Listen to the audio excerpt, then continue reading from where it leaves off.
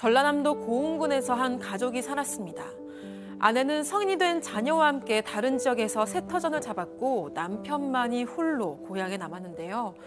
그러던 어느 날 아내는 고향의 지인에게서 남편이 통 안 보인다는 전화 한 통을 받게 됩니다. 아내는 남편의 행방을 수소문하다가 실종 13일 만에야 찾게 되는데요. 그런데 이 남편, 한 병원에서 완전히 미라가 된 상태로 발견됐습니다. 나 혼자 그 물어서 잤는데 딱 가서 보니까 미라가 돼버렸어요. 미라. 다 잡아놨어요.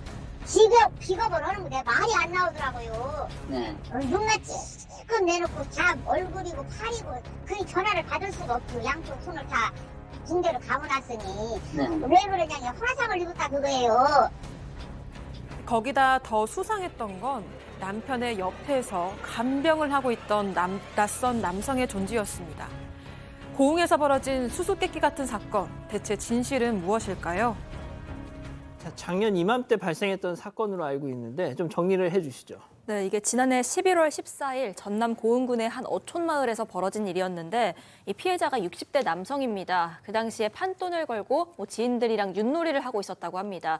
이게 한 컨테이너 안에서 있었던 일이었는데 그 무리 중에는 가해자인 김 씨도 있었습니다. 이 친한 동생이었다고 합니다.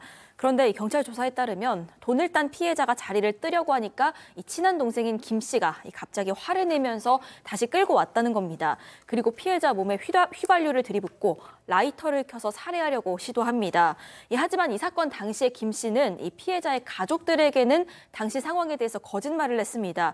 이 피해자가 기름 난로에 걸려서 넘어지면서 몸에 불이 붙었던 거다. 이렇게 설명을 한 겁니다. 이 피해자는 온몸에 심한 화상을 입었고요. 결국 136일 만에 지난 3월에 안타깝지만 숨졌습니다. 자, 이 사건 당시에 김 씨가 가족들에게 저런 식으로 얘기를 했더니 처음에는 이 유족들이 사고인지 사건인지 잘 판단을 못 하셨다고 해요. 자, 피해자에게 불을 질렀던 이 김 씨라는 자, 유족들에게 뻔뻔하게 연기까지 했습니다. 자, 이 고인의 아내와 가해자가 나눈 실제 통화 내용 들어보시죠. 병원비가 1,000만 원이 나왔는지 500에서 100만 원을 나오든 50만 원을 나오든 간에 그게 중요한 것이 아니고 일단은 내가 넉넉하고 여유가 많아서가 아니라 혹시라도 병원비라든가 그런 것은 걱정하지 마시고 저도 나 오늘까지 녹동에 오셔가지고 들어보면 알 겁니다만 나 형제가처럼 살았어요. 형제가처럼 살기 때문에 절대 저도 상한테 피해 주는 일은 없을 겁니다. 없고. 자, 들으신 것처럼 피해자와 형제 같은 사이입니다 라면서 병원비 내가 책임지겠다 했던 저 가해자 김 씨. 하지만 진실은 따로 있었습니다. 체크포인트 짚어보죠. 생명보험금 2억 원.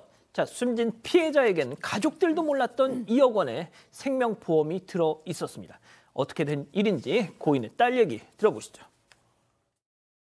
아버지가 저한테 예전에 아빠 혹시나 죽고 그러면 많이 나올 거야. 나눠 가져라 그러더라고요. 아빠 뭔 소리야, 이상한 소리 하지 마. 아니 누가 보험을 들어준다고 해서 누가 미친 어떤 아빠 사망보험금을 들었다고 그러더라고. 저는 장난치는 줄 알았어요. 제가 아빠 그런 거 하지 마. 누가 내 보험도 들기 힘든 거를 이 세상에 누가 들어줘. 그런 거를 다른 사람 보험 그것도 생명보험을 들어준다. 그거는 아빠 그냥 술 먹고 엉뚱한 소리 하는 것 같다 하고서 그랬었는데 이런 일이 있을지는 꿈에도 생각을 못했죠. 아버지가 취중에 하는 말인 줄 알았던 게 사실이었다는 거잖아요. 그러니까 지금 말씀하셨던 것처럼 예전에 아버지가 살아계셨을 때 누가 내 생명보험 들어놨어 이런 얘기를 하니까 그러면서 내가 죽으면 자식들한테 큰 돈이 갈 거야 이런 얘기를 했다고 합니다. 근데 그건 그냥 술주정이구나 술 드시고 하신 얘기니까 그냥 별로 신경을 안 썼다고 했는데 이게 아까 우리 가해자 김모 씨가 통화할 때 내용을 좀 보면 내가 다 책임지겠다. 예. 병원비 다 내가 어떻게든 하겠다 이런 얘기도 하고 심지어 동네 주민 강모 씨한테 간병비까지 주면서 입원한 피해자 옆을 지키기까지 했었습니다. 근데 어떤 일인지 김모 씨하고 간병을 하게 된 동네 주민 강모 씨하고 사이가 좀 틀어졌던 모양이에요. 그게 아마도 간병비 문제였던 것 같은데 그런데 이 간병인 강모 씨가 유족한테 이 얘기를 합니다. 아까 아버지가 살아생전에 그냥 술주정이라고 생각했던 그 김 씨가 피해자한테 2억짜리 생명보험을 들어놨어요. 이 얘기를 딱 털어놓게 됐다고 합니다. 그때 유족들도 이 사건이 살인 사건이구나라고 직감할 수밖에 없었답니다. 박 변호사님, 네. 솔직히 내 돈으로 내 생명보험 매달 이렇게 그 보험료 납부하는 것도 아까울 때가 있잖아요. 그렇죠. 그런데 세상에 내 것도 아니고 다른 사람 걸 매달 20만 원씩 내면서 이걸 들어준다? 이상하지 않습니까? 이상하죠. 내가 보험을 받는 사람을 법적으로 보험 수익자라고 하고요. 보험에 붙여진 자를 피보험자라고 표현하는데 이 김 씨, 가해자 김 씨, 좀 놀랍게도 이 피해자 말고도 여러 명, 한 6명 정도 추정이 되는데 보험료를 대신 내줬던 게 확인이 되고 있습니다. 한 6명 정도한테 보험료를 내주면서 생명보험 가입을 유도를 했고요. 근데 이 사람들 공통점이 있었어요. 예. 뭐냐면 모두 이혼하거나 가족하고 왕래하지 않는 혼자 사는 사람들이었어요. 아하. 근데 문제는 피해자는 조금 달랐어요. 이혼은 어떻게? 하긴 했는데 어. 지금 말한 것처럼 뭐 제사도 하고 자식들하고 안부를 좀 묻던 그런 사이였던 거예요. 그래서 가해자 김 씨가 요 피해자한테는 그 사항은 잘 몰랐던 것 같아요. 그 부분이 좀 달랐던 것 같습니다. 자, 그리고 여기서 반전이 일어납니다. 피해자가 고인이 사고를 당했던 그 순간 그 장면을 목격했던 목격자가 증인이 나타났어요. 네, 그렇습니다.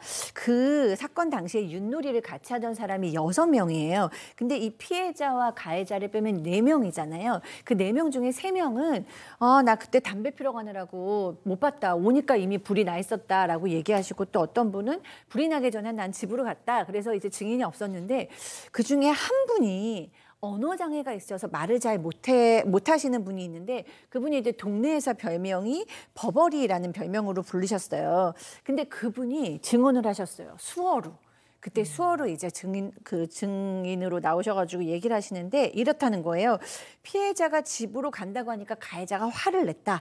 그리고는 피해자의 멱살을 잡아 끌고 와서는 기름을 붙였다. 아이고야. 그리고 라이터를 가슴 쪽에 대고 불을 붙였다라고 이제 얘기를 한 거예요. 그러니까 이제 가해자가 맨 처음에는 뭐 난로가 넘어지면서 사고가 난 거다라고 얘기했다가 나중에 말이 좀 바뀌었습니다. 내가 석유통을 던진 건 맞는데 석유통이 빈 건 줄 알았다. 또 불을 붙인 것도 맞는데 나는 피해자와 한참 떨어져서 30cm도 넘게 떨어져서 나 담배 피려고 라이터 킨 거다라고 주장하기도 했어요. 어쨌든 가해자의 말대로라면 이 사건은 사고고, 증인의 말대로라면 방화 살인이라고 볼 수 있겠습니다. 자, 일단은 이게 서로 맞서고 있는 상황이어서, 자, 그러면 뭔가 다른 증거는 없었습니까? 그런데 결정적인 증거가 나왔습니다. 이 가해자로 지목된 김 씨가 엄지손가락에 화상을 입었던 겁니다. 이 재판부는 이 화상이요, 이 김 씨가 라이터 든 손을 피해자 몸 가까이에 갖다 대는 과정에서 생긴 거다, 이렇게 판단을 했습니다. 또 현장에 있었던 동네 주민들이 이 김 씨에게 불리한 진술을 하기도 했습니다. 이 당시에 김 씨가 피해자를 죽이려고 한다는 느낌을 받았다. 또 이 가해자 김 씨의 죽이겠다는 협박 때문에 피해자는 자포자기 상태였다, 이런 진술이 나왔고요. 또 그 가해자가 김 씨가 빈통인 줄 알고 던졌다던 석유통, 그 안에는 최소 1리터의 기름이 들어있었습니다. 그리고 이건 피해자의 상반신을 거의 적실 정도였습니다. 이런 이유를 들어서 재판부는 이 김 씨에게 징역 35년형을 선고했습니다. 와, 박 변호사님, 이게 예.